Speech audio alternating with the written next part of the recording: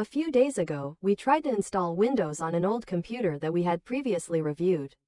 During the installation, we encountered an error.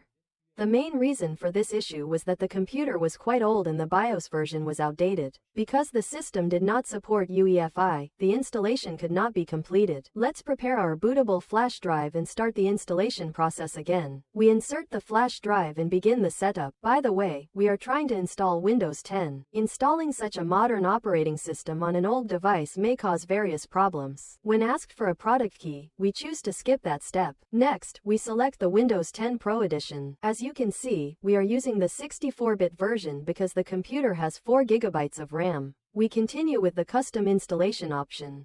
At this stage, we delete all existing partitions and prepare the disk for a fresh installation. We create a single partition, then divide it into 2 separate parts. This approach is highly recommended. After formatting the partitions, we notice that something does not seem right. When we click on the Show Details button, a warning message appears. Windows tells us that it cannot be installed on this disk and that the disk may fail in the future. This indicates a possible hardware issue with the hard drive. Unfortunately, we do not have a spare hard drive available. However, we do have an SSD. By installing the SSD, not only the computer will become faster, but we will also eliminate this disk-related problem. Hopefully, this explanation will help others who encounter the same warning message. Always remember to check the details when such an error appears. Because Windows clearly explains what needs to be done, we replace the hard drive with the SSD and try again. Thanks to the SSD, the laptop should perform a bit faster, especially during startup and shutdown. We reconnect the flash drive and remove all existing partitions on the SSD, since Windows was previously installed on it in another system. After creating new partitions, we start the installation process again.